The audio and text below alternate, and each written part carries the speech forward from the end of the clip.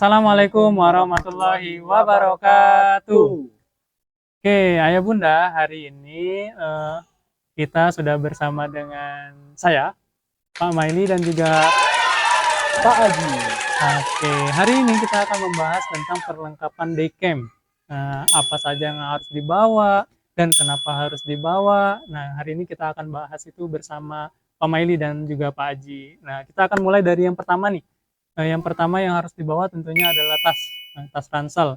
Tas ransel ini seperti yang Ayah Bunda lihat, di sini ada tas ransel yang berukuran sedang. Ini tas ransel yang disarankan adalah tas ransel yang kuat, yang tidak mudah sobek dan memiliki beberapa fitur. Di antaranya seperti busa di bagian pundak dan juga punggung. Kemudian ada beberapa kantong, mulai dari kantong samping, kemudian kantong di bagian depan, karena ini akan sangat berguna untuk beberapa keperluan, seperti menyimpan jas hujan, atau misalkan obat-obatan dan lain sebagainya. Dan terutama juga harus ada jas hujannya, seperti itu. Lanjut Pak Haji, kira-kira apa lagi yang dibutuhkan Pak Haji ketika kita camping ria? Oke, Ayah Bunda, selanjutnya yang dibutuhkan adalah headlamp. Nah, headlamp ini sangat bermanfaat ketika jelajah malam. Nah, jelajah malam ini sangat dibutuhkan untuk headlamp ketika anak trekking. Nah, bakal untuk penyinaran ketika di jalan, karena kan malam itu kondisi dalam keadaan yang gelap, anak-anak butuh penerangan, bisa menggunakan headlamp. Kenapa headlamp? Karena ini lebih praktis, karena langsung diletakkan di kepala, tidak perlu ditenteng. Nah, jadi tangan itu memang benar-benar bersih dari bawaan, dari tentengan apapun. Nah, jadi dipakainya di kepala. Nah, ini salah satu yang dibutuhkan. Oke, lanjut Pak Maili. Nah, selanjutnya ada kotak makan. Nah, kotak makannya kita sarankan gunakan kotak makan yang praktis, yang sudah memiliki sekat. Kenapa harus ada sekat? Karena bisa jadi makanannya itu tidak bercampur sama yang berkuah, seperti itu. Kemudian juga menggunakan sendok. Sendoknya usahakan yang bisa masuk ke dalam kotak makan. Kenapa harus di dalam kotak makan? Karena agar tidak hilang, seperti itu. Dan stainless agar bisa langsung dicuci dan siap digunakan kembali, seperti itu. Kemudian ada apa lagi Pak Ji? Oke, selanjutnya ada topi rimba yang seperti dipakai Pak Maili. Nah, topi rimba ini bisa melindungi anak-anak dari paparan sinar matahari. Nah, jadi anak-anak diwajibkan untuk menggunakan topi rimba ketika berkemah atau berkegiatan di tempat terbuka, outdoor. Oke, selanjutnya ada pakaian ganti. Nah, pakaian ganti ini harus disiapkan dalam satu paket. Terdiri dari pakaian dalam, celana, dan juga t-shirt. Jadi semuanya harus dalam satu paket dimasukkan ke dalam plastik ziplock. Oke, selanjutnya itu ada jas hujan. Nah, untuk jas hujan boleh ayah bunda memilih jas hujan yang ringan, yang mudah dibawa, agar anak-anak tidak berat dalam membawa beban di tasnya. Jadi semakin praktis, semakin enteng, semakin ringan, anak-anak bakal mudah dalam pemanfaatan jas hujan ini. Oke. Juga yang praktis itu kalau bisa masuk ke dalam saku jas hujannya. Kenapa? Karena ketika misalkan jelajah malam, otomatis kita akan membawa jas hujan. Ya. Nah. Selanjutnya ada jaket. Nih jaket. Ya, jaket ini berfungsi untuk melindungi anak-anak dari dingin, terutama ketika beraktivitas di luar tenda ketika di malam hari. Trekking malam, haflah, nah itu kita membutuhkan jaket agar anak-anak tidak kedinginan ketika berada di aktivitas outdoor ketika di malam hari. Nah, kemudian kalau bisa juga yang ada hoodie-nya, jadi telinga anak-anak bisa tetap hangat ketika menggunakan hoodie, seperti itu. Selanjutnya Pak Ji? Selanjutnya itu ada snack pribadi. Nah, anak-anak bisa membawa snack untuk bekal makan anak-anak selama kegiatan mulai dari siang sampai ke malam. Oke, selanjutnya ada obat-obatan. Nah, kalau obat-obatan ini tergantung kebutuhan anak-anak. Mulai dari masker, betadin, kemudian gunting kuku, plester, dan lain sebagainya. Nah, apabila anak memang terbiasa dengan vitamin, itu juga bisa dibawa sebagai perlengkapan pribadi anak-anak. Seperti itu. Kalau untuk kelompok biasanya sudah ada P3K yang berisi perlengkapan kesehatan yang eh, insya Allah cukup seperti itu. Tapi kalau untuk obat-obat pribadi, kemudian eh, suplemen pribadi, nah itu harus anak-anak bawa sendiri. Selanjutnya yang nggak kalah penting yang harus dibawa anak-anak kayak bunda adalah perlengkapan mandi.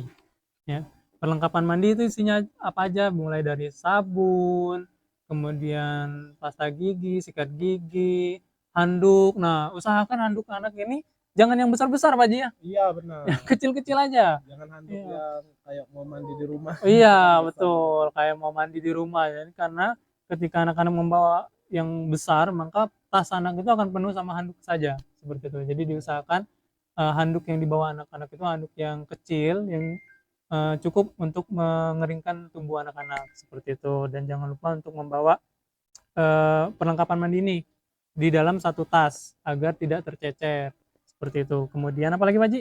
Oke, selanjutnya ini ada rompi. Nah, rompi Sekolah Alam Indonesia yang sudah dibagikan ke setiap anak. Nah, jadi ini nanti wajib juga dibawa ketika Bcamp. Nah, kenapa rompi Sekolah Alam bukan rompi yang lain? Nah, karena ini adalah identitas anak-anak ketika berkegiatan di luar outdoor. Jadi kemanapun nanti anak melakukan kegiatan, mau trekking, mau kegiatan nanti di lingkungan sekolah, anak-anak tetap memakai rompi. Nah, ini nanti diwajibkan juga untuk anak-anak membawa Rompi sekolah alam Pak Ji. Iya, benar, rompi sekolah alam. Bukan rompi yang lain ya, Pak ya. Gitu. Oke, selanjutnya ada botol minum. Nah, botol minum ini juga menjadi salah satu hal yang penting untuk dibawa menggunakan tali. Kenapa harus menggunakan tali? Karena tadi yang dijelasin Pak Haji, ketika kita beraktivitas di luar ruangan, terutama ketika malam, anak-anak hanya menggunakan headlamp dan tangannya harus free, Pak Haji ya. Tidak ada pegangan, seperti itu. Jadi ketika misalkan anak mau terjatuh, anak bisa berusaha melindungi dirinya dengan mencari pegangan kayu kah atau menahan diri ketika jatuh. Jadi botol minum itu nggak dipegang selama perjalanan, jadi harus ada talinya. Jadi botol minum itu harus punya tali, cukup diselempangin terus jalan. Jadi anak-anak itu benar-benar tidak memegang botol sama sekali selama di jalan, seperti itu. Kemudian ada apa lagi Pak Ji? Selanjutnya ada tas ziplock atau plastik ziplock ya. Nah, yang biasa kita lihat tuh yang modelan seperti ini nih. Nih. Nanti bisa ditutup, jadi dia ada apa yang namanya kancing ya. Nah, ada apa ini nih? Ziplocknya ya. Gitu, ada ziplocknya. Nanti bisa ditutup. Nah, kenapa harus memakai ini? Nanti kayak kata Pak Maili dijelaskan tadi di awal, baju, nanti ada jaket, bakal rompi, bakal dimasukkan dalam satu ziplock ini. Jadi satu set baju bakal dimasukkan ke dalam tas ziplock. Nanti pesannya bakal rapi. Ketika anak-anak packing, jadi pakaian itu bakal rapi, di packing di dalam tas. Selain rapi, ziplock ini bakal melindungi baju dari basah. Nah, jadi misalnya tuh kemungkinan yang terjadi misalnya tuh di alam terbuka ketika waktu hujan. Nah, kita kan nggak tahu hujan. Nah, kalau pakaian yang dimasukkan ke dalam ziplock, nah bajunya nggak bakal basah gitu. Oke, selanjutnya apa lagi ya? Oh itu Pak Ji, sejadah. Ini saja. Perlengkapan sholat selanjutnya ya Bunda. Jadi kita juga harus membawa perlengkapan sholat. Kalau tadi sudah kita bahas tentang kebutuhan jasmani, yang ini kebutuhan rohani nih. Ya, jadi harus bawa perlengkapan sholat, terutama untuk anak perempuan nih, karena kan pakai mukena. Nah biasanya usahakan mukenanya itu mukena yang praktis digunakan, yang kecil. Sekarang kan sudah ada tuh mukena yang traveling, sejadah yang traveling. Jadi ukurannya kecil dan bahannya juga tidak apa mudah basah seperti itu. Jadi tidak memberatkan anak ketika memang terkena air seperti itu. Selanjutnya ada apa lagi Pak Ji? Selanjutnya ada slayer. Nah, slayer ini biasa dipakai untuk kegiatan-kegiatan outdoor juga. Nah, jadi ini kenapa ini jadi list? Karena ini juga bakal dipakai. Nah, dipakainya di mana? Biasanya tuh dipakai di bagian leher ya Pak Maili ya. Iya. Nah, ini juga sebagai salah satu identitas eh, tiap anak nanti ketika anak-anak mau trekking, mau baris berbaris di lapangan, nah ini bakal digunakan flyer ini. Jadi anak-anak juga wajib juga membawa flyer ini. Nah, setiap anak ya gitu. Berarti kalau untuk identitas harus ini Pak Ji ya. Yang warna-warna yang mencolok Pak Ji. Iya, benar warna-warna mencolok biar terlihat. Ini Gitu. cukup slayer Pak Ji ya, nggak perlu taplak meja Pak Ji. Nggak perlu terlalu besar. Terlalu besar. Oke, selanjutnya ada sepatu boot. Sepatu boot yang harus dibawa anak-anak ketika day camp. Kenapa harus membawa sepatu boot? Karena ketika beraktivitas itu bisa jadi kita akan melewati tempat-tempat yang becek atau misalkan cuacanya lagi hujan, maka ini akan melindungi anak-anak ketika misalkan melewati daerah-daerah yang semak. Nah, ini akan melindungi anak-anak juga dari hewan-hewan melata seperti cacing, mungkin ya, ada yang takut cacing, kan?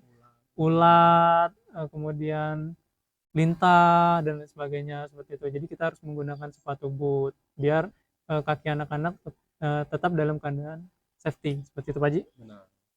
Selanjutnya apa lagi Pak Ji? Selanjutnya ada lotion nyamuk. Lotion nyamuk. Kegiatan di luar apalagi kalau sudah menjelang sore dan malam hari. Nah, itu biasa nyamuk tuh udah pada berkerumun. Nah, berkerumun. Nah, jadi anak-anak membawa lotion nyamuk dari rumah. Nah, setiap anak ini membawa lotion nyamuk agar anak-anak bisa pakai ketika di outdoor pada malam hari biar nyamuk-nyamuk itu tidak mendekat. Nah, ini bisa dibawa jadi salah satu solusi untuk tidak digigitnya nyamuk. Nah, jadi tidak ada Apalagi alasan. nyamuk hutan Pak Ji. Iya benar, nyamuk hutan tuh lebih serem ya, gitu kan. Bisa bentolnya gede-gede gitu. Jadi bisa menghindari anak-anak digigit nyamuk. Jadi ketika pulang kemah, anak-anak nggak pada bentol-bentol. Gitu. Dikira biduran nanti Pak Ji. Iya, merah-merah. Ini jadi salah satu solusi untuk mereknya bisa disesuaikan ayah bunda mau apa bebas asalkan lotion anti nyamuk gitu.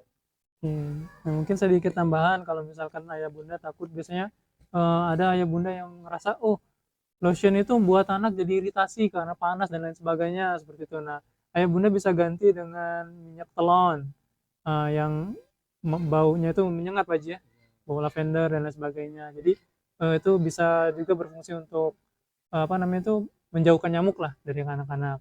Nah, kemudian yang juga harus kita bawa adalah SB. Ketika kita kemah, yang harus kita bawa adalah SB. SB ini berfungsi untuk membuat anak lebih nyaman tidur.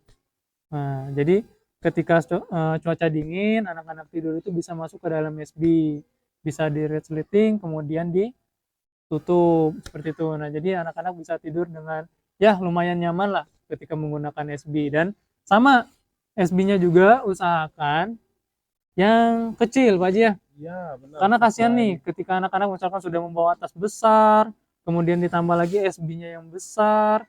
Oke, nah jadi ketika masuk SB-nya aja udah setengah gaban, sudah setengah isi tas kayak gitu kan. Atau misalkan harus ditaruh di luar, harus digantung, diikat misalkan di bagian luar.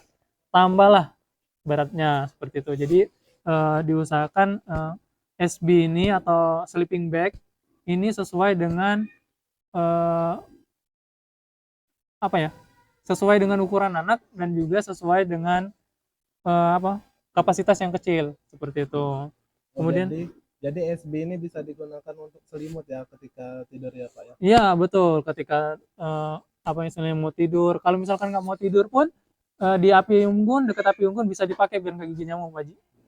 Oke. Selanjutnya ada apa, Pak Ji? Ini yang warna biru. Nih yang biru-biru ini. Ini namanya matras. Nah, matras ini biasa digunakan ketika di dalam tenda. Nah, bisa untuk duduk, bisa untuk tidur, untuk anak-anak istirahat, untuk alas. Jadi biar anak-anak tuh tidurnya lebih nyaman, duduknya lebih nyaman, karena kan kalau langsung menyentuh tanah kan mungkin ada batu-batu yang mengganjal atau akar-akar. Jadi diusahakan untuk memakai matras. Biar lebih nyaman lagi duduknya, lebih nyaman lagi untuk tidurnya gitu. Jadi matrasnya gitu. Sama ini. Oke, Pak Haji. Nah, Ayah Bunda, jadi ketika sudah banyak nih yang Pak Maili dan Pak Haji juga sampaikan ke Ayah Bunda perlengkapan-perlengkapan daycamp yang perlu dibawa oleh anak-anak ketika berkemah.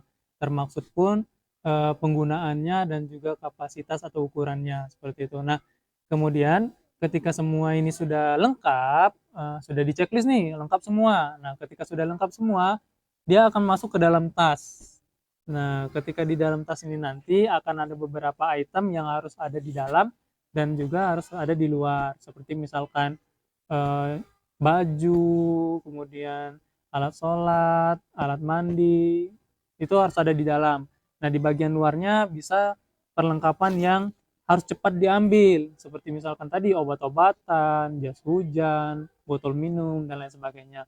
Kemudian, Ayah Bunda, yang harus Pak Maili dan juga Pak Haji sampaikan adalah tas ini ketika semua barang-barang ini masuk ke dalam tas, dia harus beratnya itu harus sepertiga dari berat anak. Nah, seperti itu. Kenapa harus sepertiga dari berat anak, Pak Haji? Kenapa yang nggak yang besar aja? Biar ya ini Pak, biar anak-anak tuh nggak keberatan, kesusahan dalam membawa tas, dan juga biar nggak merubah apa ya, postur tulang ya.